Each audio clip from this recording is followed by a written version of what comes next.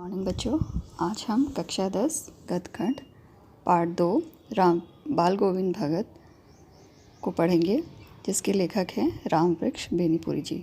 चलिए पढ़ते हैं। रामवृक्ष बेनीपुरी द्वारा रचित बाल गोविंद भगत एक ऐसा रेखा चित्र है जिसमें बाल गोविंद भगत नाम के एक ऐसे विलक्षण चरित्र का उद्घाटन किया गया है जो मानवता, लोक संस्कृति और सामूहिक चेतना का प्रतीक है। बाल गोविंद भगत मंझोले कद के गोरे चिट्टे आदमी थे।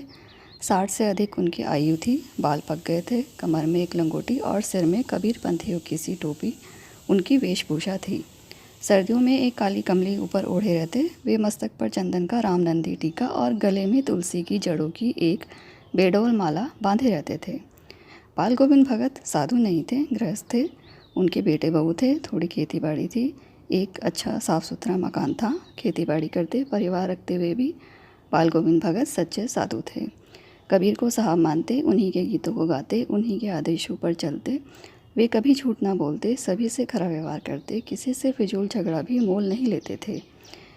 बाल गोविंद भगत कबीरपंथी थे। किसी की चीज़ नहीं छूते, ना बिना पूछे व्यवहार में लाते। इस नियम को कभी कभी इतनी बारीकी तक ले जाते कि लोगों को कौतूहल होता। कभी वह दूसरे के खेत में शौच के लिए भी नहीं बैठते।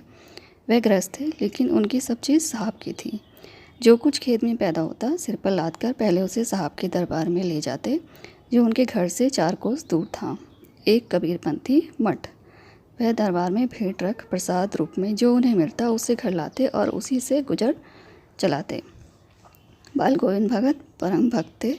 आषाढ़ की फुहार में बाल गोविंद भगत कबीर साहब की पंक्तियाँ गाते हुए धान रोप रहे थे। सभी मुग्ध हैं। भादों की अंधेरी रात में भी बाल गोविंद भगत का संगीत जाग रहा है।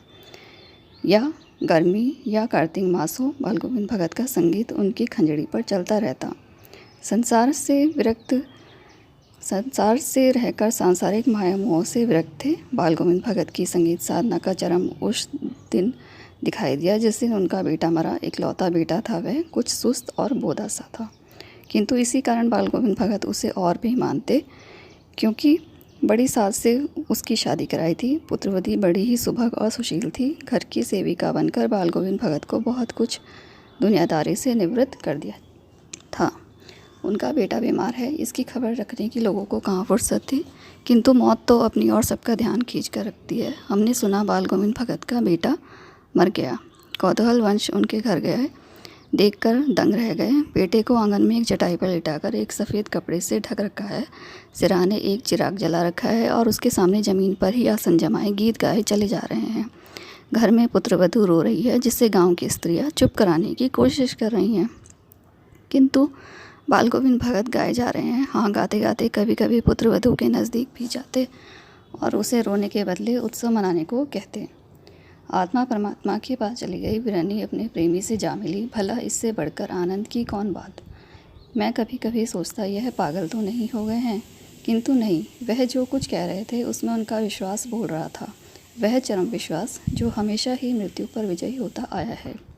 बेटे के क्रियाक्रम को तूल नहीं दिया, पुत्रवधू से ही आग दिलाई, किंतु ज्यों ही श्राद्ध की अवधि पूरी हो गई, पुत्रवधू के भाई को बुलाकर उसके साथ कर दिया, यह आदेश देते हुए कि इसकी दूसरी शादी करा देना।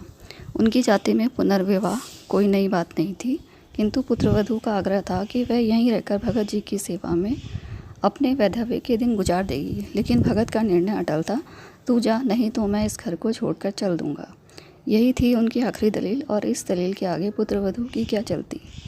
बाल गोविंद भगत की मृत्यु भी उन्हीं के अनुरूप हुई।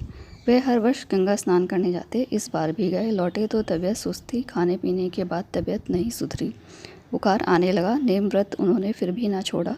एक दिन संध्या के गीत गाए, रात को जीवन की डोर टूट गई। माला का एक एक दाना बिखर गया। सुबह लोगों ने गीत ना सुना तो पता चला कि बाल गोविंद भगत नहीं रहे।